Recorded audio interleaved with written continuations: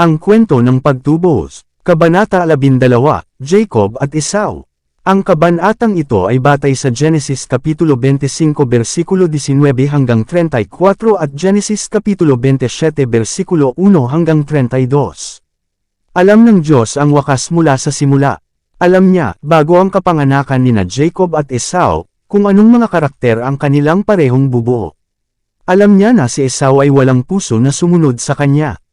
Sinagot niya ang nababagabag na panalangin ni Rebecca at ipinaalam sa kanya na magkakaroon siya ng 2 anak, at dapat paglingkuran ng nakatatanda ang nakababata. Iniharap niya ang hinaharap na kasaysayan ng kanyang 2 anak na lalaki sa harap niya, na sila ay magiging 2 bansa, ang isa ay higit sa isa, at ang nakatatanda ay dapat maglingkod sa nakababata. Ang panganay ay may karapatan sa mga kakaibang pakinabang at mga espesyal na pribilehyo, na hindi pag-aari ng ibang miyembro ng pamilya. Mas mahal ni Isaac si Esau kaysa kay Jacob dahil binigyan siya ni Esau ng karne ng USA. Siya ay nalulugod sa kanyang matapang na espiritu na ipinakita sa pangangaso ng mababangas na hayop. Si Jacob ang paboritong anak ng kanyang ina dahil ang kanyang disposisyon ay banayad at mas mahusay na kalkulahin upang mapasaya ang kanyang ina. Natutuhan ni Jacob mula sa kanyang ina ang itinuro sa kanya ng Diyos, na dapat paglingkuran ng nakatatanda ang nakababata, at ang pangangatwiran ng kanyang kabataan ay nagbunsod sa kanya na ipalagay na ang pangakong ito ay hindi matutupad habang si Esau ay may mga pribilehiyong ipinagkaloob sa panganay. At nang dumating si Esau mula sa bukid, nang hihina dahil sa gutom, pinagbuti ni Jacob ang pagkakataon na gawing sariling kapakinabangan ang pangangailangan ni Esau, at iminungkahi na pakainin siya ng luto kung tatalikuran niya ang lahat ng pag-aangkin sa kanyang pagkapanganay, at ipinagbili ni Esau ang kanyang pagkapanganay kay Jacob. Si Esau ay kumuha ng 2 idolatrosong asawa, na isang malaking kalungkutan kina Isaac at Rebecca. Sa kabila nito, mas minahal ni Isaac si Esau kaysa kay Jacob. At nang maisip niyang malapit na siyang mamatay ay hiniling niya kay Esau na ipaghanda siya ng pagkain, upang pagpalain niya siya bago siya mamatay. Hindi sinabi ni Esau sa kanyang ama na ipinagbili niya ang kanyang pagkapanganay kay Jacob at pinagtibay ito ng isang panunumpa. Narinig ni Rebecca ang mga salita ni Isaac, at naalala niya ang mga salita ng Panginoon. Ang matanda ay maglilingkod sa nakababata, at alam niyang hindi gaanong iginalang ni Esau ang kanyang pagkapanganay at ipinagbili ito kay Jacob. Hinikayat niya si Jacob na linlangan ang kanyang ama at sa pamamagitan ng pandaraya ay tumanggap ng basbas ng kanyang ama, na inakala niyang hindi makukuha sa anumang paraan. Sa una ay ayaw ni Jacob na gawin ang panlilinlang na ito, ngunit sa wakas ay pumayag sa mga plano ng kanyang ina. Alam ni Rebecca ang pagtatangi ni Isaac kay Esau, at nasiyahan na ang pangangatuwiran ay hindi magbabago sa kanyang layunin. Sa halip na magtiwala sa Diyos, ang tagapagtapon ng mga pangyayari, ipinakita niya ang kanyang kawalan ng pananampalataya sa pamamagitan ng paghikayat kay Jacob na linlangan ang kanyang ama. Ang landasin ni Jacob dito ay hindi sinang-ayunan ng Diyos. Dapat sana ay hinintay ni Rebecca at Jacob na isakatuparan ng Diyos ang kanyang sariling mga layunin sa kanyang sariling paraan. At sa kanyang sariling panahon, sa halip na subukang isakatuparan ang mga inihula na mga pangyayari sa tulong ng panlilinlang. Kung natanggap ni Esau ang pagpapala ng kanyang ama, na ipinagkaloob sa panganay, ang kanyang kaunlaran ay maaaring nagmula sa Diyos lamang, at biyayaan sana siya ng kaunlaran, o dinala sa kanya ang kahirapan, alinsunod sa kanyang pagkilos. Kung dapat niyang ibigin at igalang ang Diyos, tulad ng matuwid na si Abel, siya ay tatanggapin at pagpapalain ng Diyos. Kung, tulad ng masamang si Cain, wala siyang paggalang sa Diyos o sa kanyang mga utos, ngunit sinunod ang sarili niyang tiwaling landasin, hindi siya tatanggap ng pagpapala mula sa Diyos kundi tatanggihan ng Diyos, gaya ni Cain. Kung ang landasin ni Jacob ay magiging matuwid, kung siya ay dapat magmahal at matakot sa Diyos, siya ay pagpapalain ng Diyos, at ang umuunlad na kamay ng Diyos ay makakasama niya, kahit na hindi niya matamo ang mga pagpapala at mga pribilehiyong karaniwang ipinagkakalob sa mga panganay. Mga taon ng pagkatapon ni Jacob, nagsisi si Rebecca sa Cap-Eton para sa maling payo na ibinigay niya kay Jacob, sapagkat ito ang paraan ng paghihiwalay sa kanya mula sa kanya magpakailanman. Napilitan siyang tumakas para sa kanyang buhay mula sa galit ni Esau, at hindi na muling nakita ng kanyang ina ang kanyang mukha. Nabuhay si Isaac ng maraming taon pagkatapos niyang bigyan si Jacob ng basbas, at nakumbinsi, sa landas ni Esau at Jacob, na ang pagpapala ay nararapat na kay Jacob. Si Jacob ay hindi masaya sa kanyang relasyon sa pag-aasawa, kahit na ang kanyang mga asawa ay mga kapatid na babae. Binuo niya ang kontrata ng kasal kay Laban para sa kanyang anak na si Rachel, na kanyang minamahal. Pagkatapos niyang makapaglingkod ng 7 taon para kay Rachel, nilinlang siya ni Laban at ibinigay sa kanya si Leah. Nang matanto ni Jacob ang panlilinlang na ginawa sa kanya, at ginawa ni Leah ang kanyang bahagi sa panlilinlang sa kanya, hindi niya kayang mahalin si Leah. Nais ni Laban na mapanatili ang tapat na paglilingkod ni Jacob sa mas mahabang panahon, sa makatuwid ay nilinlang siya sa pamamagitan ng pagbibigay sa kanya kay Leah, sa halip na kay Rachel. Sinaway ni Jacob si Laban dahil sa gayon ay nililibak ang kanyang pagmamahal, sa pagbibigay sa kanya ni Leah, na hindi niya mahal.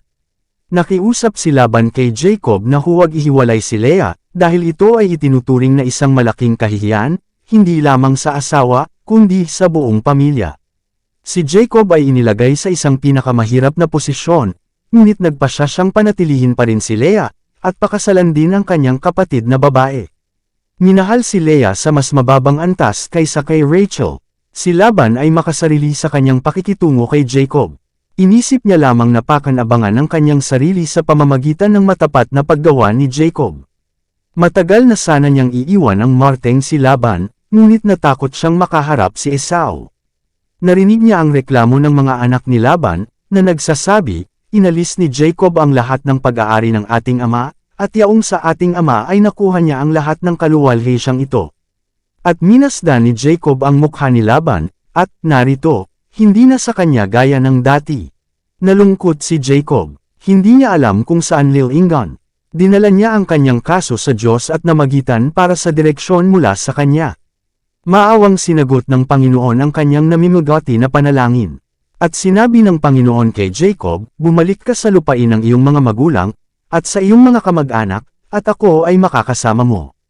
At nagsugo si Jacob at tinawag si Rachel at si Leah sa parang sa kanyang kawan, at sinabi sa kanila, nakita ko ang mukha ng inyong ama, na hindi na sa akin gaya ng dati, ngunit ang Diyos ng aking ama ay sama sa akin.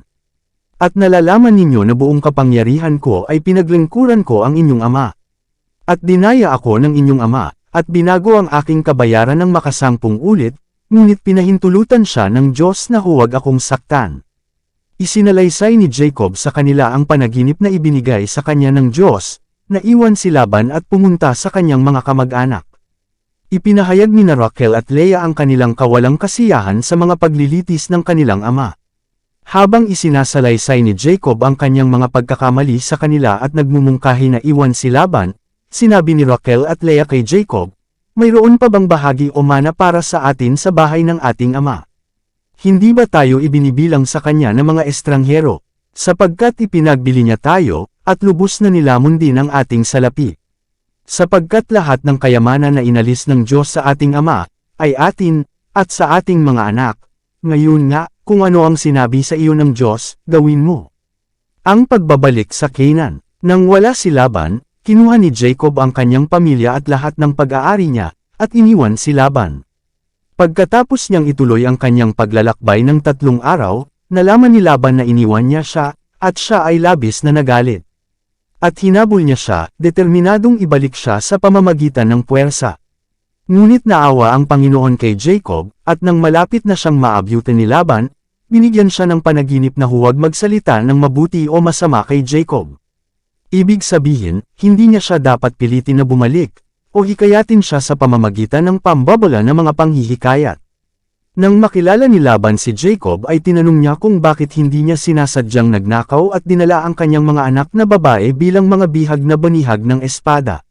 Sinabi sa kanya ni Laban, nasa kapangyarihan ng aking kamay na saktan ka, ngunit ang Diyos ng iyong ama ay nagsalita sa akin kagabi, na sinasabi, mag-ingat ka na huwag kang magsalita kay Jacob ng mabuti o masama man. Pagkatapos ay inensayo ni Jacob kay Laban ang hindi mapagbigay na landas na kanyang tinahak patungo sa kanya, na pinag-aralan lamang niya ang kanyang sariling kalamangan. Siya ay umapila kay Laban tungkol sa katwiran ng kanyang paggawi habang kasama niya, at sinabi, ang nilapa ng mga hayop ay hindi ko dinala sa iyo, ako Baird ang pagkawala nito, sa aking kamay ay hiniling mo, maging ninakaw sa araw, o ninakaw sa gabi. Ganito ako noon, sa araw ay nilalamon ako ng tagtuyot, at ang hamog na nagyelo sa gabi, at ang aking tulog ay nawala sa aking mga mata. Sinabi ni Jacob, gayon ako'y 20 taon sa iyong bahay, naglingkod ako sa iyo na 14 na taon para sa iyong 2 anak na babae, at 6 na taon para sa iyong mga baka, at iyong binago ang aking kabayaran ng makasampung ulit. Kung ang Diyos ng aking ama, ang Diyos ni Abraham, at ang kinatatakutan ni Isaac, ay sama sa akin, tunay na pinaalis mo akong walang dala. Nakita ng Diyos ang aking kapigatian at ang pagpapagal ng aking mga kamay, at sinaway kakagabi. Pagkatapos ay tiniyak ni Laban kay Jacob na siya ay may interes para sa kanyang mga anak na babae at kanilang mga anak, na hindi niya sila maaaring saktan. Iminungkahi niya na gumawa ng isang tipan sa pagitan nila. At sinabi ni Laban, ngayon nga'y halika, gumawa tayo ng isang tipan, ako at ikaw, at maging saksi sa akin at sa iyo.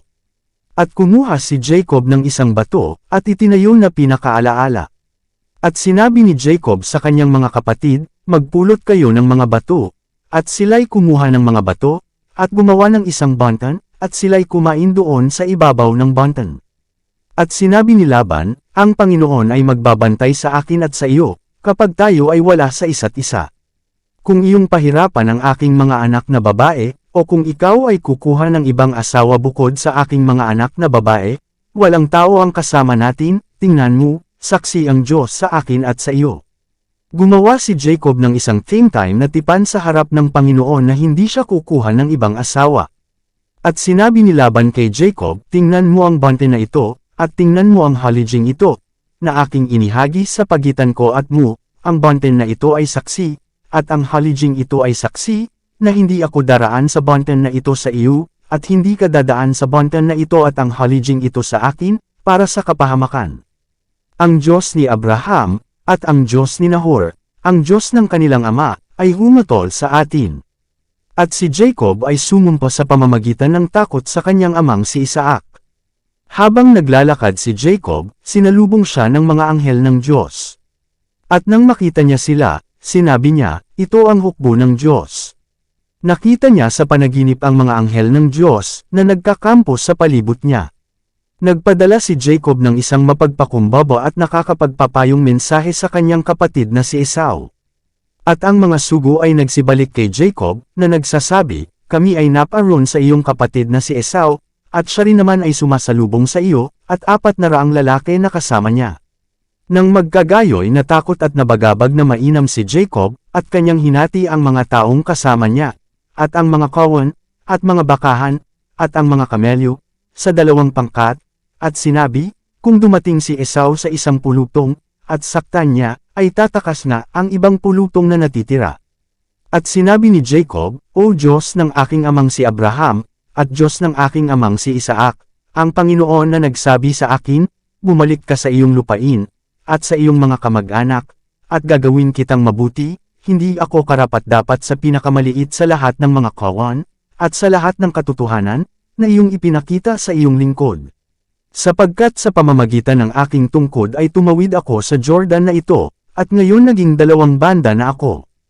Iligtas mo ako, isinasamo ko sa iyo, sa kamay ng aking kapatid, sa kamay ni Esau, sapagkat natatakot ako sa kanya, na baka siya'y dumating at saktan ako, at ang ina nakasama ng mga anak. At iyong sinabi, tunay na gagawa ako sa iyo ng mabuti, at gagawin kong parang buhangin sa dagat ang iyong binhi, na hindi mabibilang dahil sa karamihan. Dito nagtatapos ang Kabanata 12. Para updated ka sa susunod na mga kabanata ay huwag kalimutang mag-subscribe sa ating channel Renilab TV, mag-like na at mag-share sa ating mga video. Maraming salamat po.